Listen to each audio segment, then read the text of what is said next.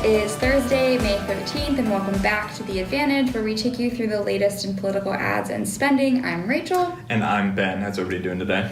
So we are going to do two things today. First, we are going to walk through the Virginia governor's race and talk about some of the spending and activity going on there. But we are going to do that in the context of our new political competitive intelligence tools that we are very excited to unveil. So you'll get a twofer, update on the spending, as well as an inside look at our latest tools. Absolutely. Thanks, Rachel. Let's just dive right into it, I think. Let's do it. So we start off with our lovely homepage here. So let's dive in and just take a quick look at the Virginia governor's race. So right now is, I think, a really good time to be looking at it. We've just finished the Republican hybrid convention primary thing. The Democratic primary is in a month. We have a whole lot of activity going on, so it's a really nice time to take a look at it. So when we log in here, we can see right at the top a breakdown of the total spending. We can see the D spending on the left-hand side, Republican spending on the right-hand side. Below that, it'll break out our largest advertisers below. So we can see McAuliffe is the largest advertiser by a pretty decent margin, followed by Glenn Youngkin, who just became the Republican nominee, which presumably will probably be a big boost to his finances. Mm-hmm. And we should see pretty competitive spending between the two of them, it looks like. Further down below, you can see that Youngkin was the largest spender in the Republican primary. And Foy is the kind of other main contender from a media perspective on the Democratic side right now. Over here on the right-hand side, we can see spending advantage by market. So we can see that the Dems have spent about $500,000 more in D.C. Than the Republicans. And then over in Roanoke, we can see actually that's where the Republicans have the largest advantage by about $300,000. Mm-hmm. So you can get a really quick head-to-head view here, overall dollars by market. And this is a little bit more useful for the general, a little bit less relevant for the primary, but does provide a nice little perspective on who's spending where. Right, the idea here is on this page you can just come get the quick top line information that you need, get in, get out very quickly, but it still offers a good amount of detail in terms of advertiser breakdown, and I think the market feature is super useful. Yeah, what's really cool here is if we click on DC, everything over here on the left-hand side will filter. So if we click DC, we can see who's spent the most in DC, and we can see, sure enough, McAuliffe has spent almost half his budget in DC, which is interesting. It probably makes sense from a Democratic primary perspective. Definitely. So many of the voters are in Northern Virginia here. A really interesting view there. So that's the sort of top-line spending perspective, yep. But we can also look at the top-line creative perspective and see what ads are on air. Absolutely. So this is one of the main things we're really excited to kind of unveil here is our television creative. Previously, this was broken out between a couple of different platforms, but we've consolidated all of it right here in one platform. So no more toggling between different programs. All spending and creative information is right here in one program. So what we have here is when we look at our television creative page, we can see all of the, just like it says, TV creative in the Virginia governor's race. You know, there's been 16 ads in 5 DMAs, and then over here on the left-hand side, we can see who has spent on all of these ads. We can see the advertiser, the title of the ad, the start date, the end date. If we hover over it, we can see the dollars behind each unique creative, how many points, how many airings, and if we click on it, we can go right to the ad. So I'll click on the ad here, More Than Just Talk, and we can go to the ad and we can actually watch it right Progress on the takes platform. more than just talk. Terry McAuliffe saying Virginia. I should turn the volume down.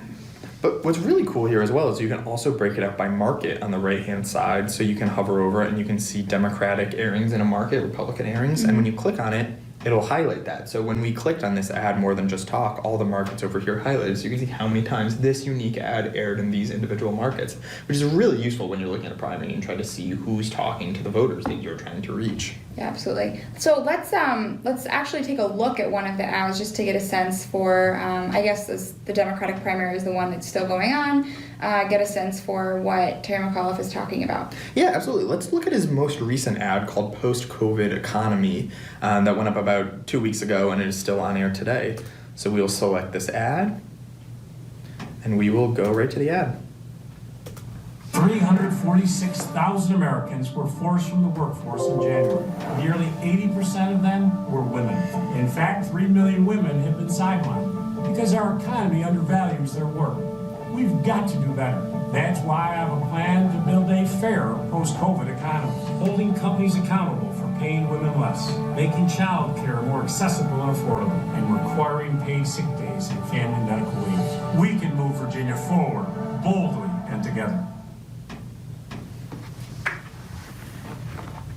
That's a pretty good ad. There's a good ad there from McAuliffe. I mean, you Yeah. can very clearly see that his primary contenders are women, and he's trying to speak right to that demographic. Yeah. Yeah, absolutely. Particularly with the conversation around the post-COVID economy and the hits that employment for women have taken because of the pandemic. So it makes sense as a talking point. Absolutely. Oh, go ahead. No, I was going to kind of tee you up. All So right. what else is really cool about this is that not only are we giving access to creative that's airing on traditional media, but we've also fully integrated digital creative into this tool as well so that users can see what's happening on Facebook and Google. Yes. So let's take a look at our digital creative page. And this is, as far as we know, the first platform to fully integrate both not only spending and creative, but spending, TV creative, and digital creative all into one platform, which we're really, really excited about. So what we have here is a overall view of what the digital landscape looks like from an advertising perspective in this race. So when we go in here, we can see at the top left-hand corner, we have this kind of competitive breakout. We can see from McAuliffe how much he spent on Facebook, how much is on Google, and then within that, we can break it out even further. So we can break it out as most of it is direct response, which is something we expect to see. Direct response for us is anything with an ask, sign up for my list, give me money, things like that. So that's something we usually see early on in election when people are building their fundraising tools. And then on Facebook, only a small amount is on persuasion, get out the vote. Whereas Google, he's very heavily focusing on persuasion, and that's something we see a lot. Google owns YouTube, obviously, which provides them a lot of opportunity for kind of TV-style, long-form video persuasion ads. What's really awesome, though, is if we click on that. So let's say we want to watch McAuliffe's Google persuasion ads. We want to see what he's running on YouTube. If I select this Google bar right here, everything down below is going to filter. And over on the right-hand side. So we can see that there's 189,000 on video persuasion on Google. Then over on the right-hand side, we can actually watch these creatives. So let's take a look at one of his digital creatives, which is called Day One, and started running exactly a month ago. Perfect.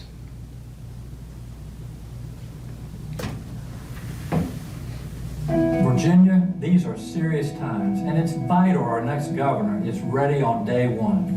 That's why I'm supporting Terry McCullough. He has the experience and vision to lead Virginia into a stronger and more equitable future. How we rebuild from this pandemic will determine the future of our Commonwealth for years to come. With Terry, we can build on our progress and keep moving Virginia forward. Simply put, he will get the job done. Yeah, so that feels like a TV ad, basically. Yeah, very clearly touting his endorsement by Ralph Northam. But what's awesome here is that we don't just have the video portion of it. We can see what he's talking about on fundraising. So if we go back and we want to look at what his Facebook fundraising looks like, we can click on that as well, and we can filter down. So we can look at some of his ads that are touting his endorsement by Northam. But this is probably a text or an image ad. And we can see here, yep, this was the image that accompanied a Facebook post saying that was touting his endorsement. It's really interesting, so you can see what they're messaging on from a persuasion perspective, but also kind of a fundraising perspective. Right, and the nice thing is having this only a tab away from what's happening on linear creative is that you can really get a sense for how candidates are integrating what's on TV with what is on digital platforms. Absolutely. Very cool. We're very excited to see all the uses that people come up with this for this cycle, because we think this is going to get a ton of use. I do think it's interesting, just in the context of the Virginia governor's race right now, if you go back to the full view, Terry McAuliffe obviously has pretty deep pockets already, just in the primary. So to see what he's been spending on digital versus what Young Kin was spending on digital is something that, assuming McAuliffe is the nominee, we don't know what's going to happen. But if he is, I'll be very curious to see how that starts to play out, because as we know, digital is playing an increasingly important role in candidates' ad strategy, particularly when it comes to, like you were mentioning, list building and fundraising. Yeah, we see a lot of the time people invest very heavily in Facebook early on, and that pays incredible dividends at the end of the election, where they can dump all of that money into TV that they've been spending. They've been a long ramp fundraising, and they dump all of it into TV right at the end. Yeah. So now that Young Kin is the decided nominee, I'll be curious to see if his digital dollars start creeping up a little bit more. Exactly, because he has a lot of time to fundraise before the election. So Yeah. you can see this strategy where you put a lot of money into TV, you win the primary, and then you put a lot of money into fundraising, and then pivot back towards TV at the end. Yeah. So there's a couple other really cool factors here to show off. Did you want to dive into transcription or political landscape? Let's take a look at the political landscape. I think that's a really interesting look. I will offer a quick plug for the transcription search. We transcribe every single ad that we collect, and under that tab, users can go through and enter a word or phrase, and it will filter to every single ad that mentions that word or phrase, and it just offers another option for searching by issue or name or whatever it may be, and I think it's worth a shout out. It's a pretty cool feature. Yeah, absolutely. This political landscape is something we're also really excited about. So this is highlighting not just what's going on in one individual race, but what the overall political landscape looks like. So as you can see here on screen, we're looking at the entirety of the country, and we're able to kind of drill down with a variety of features to really drill down and see what the important issues are, who's advertising that maybe we don't know about. So let's take a look at New York. There's a lot of activity going on. Obviously we have the mayoral race, but there's also a lot of other activity going on there that's pretty interesting. So if we select our New York City market up above, we can drill down and we can see everything down below will filter. So we can see, looking at New York, sure enough, the New York City mayor is by far the largest race. But New Jersey governor, there's been almost over $2 million spent there. And then there's a lot of local issues. So there's a lot of local money in politics that people might not be aware of. You know, it's maybe not as high profile as a Georgia Senate or New York City mayor, but that really is making pretty concrete changes to people's lives, ballot initiatives. You know, Manhattan district attorney is an incredibly important position. So it's really nice to be able to track all of that, not just the super, super high profile things here as well. Well, depending on the state, I mean, one of the California ballot initiatives last cycle was like one of the highest spending races. It wasn't a race, but in the way that we categorized it. So to be able to fit that in context with everything else that's happening nationally is hugely helpful, because when you looked at the map without that detail and saw that there was all this spending in California, you know, the knee-jerk reaction was like, that doesn't make any sense. It's a blue state, right? Like, it's not like Biden and Trump are spending. Right, but then you can drill down and see what's actually going on. So I think this is a really, really cool look at the state of politics across the country, not just focused on electoral races. Yeah, let's actually do that. Let's take a look at California in 2020. So I just expanded my date range out a little bit to include the spending from the previous year, and I'll go over, and instead of looking at it by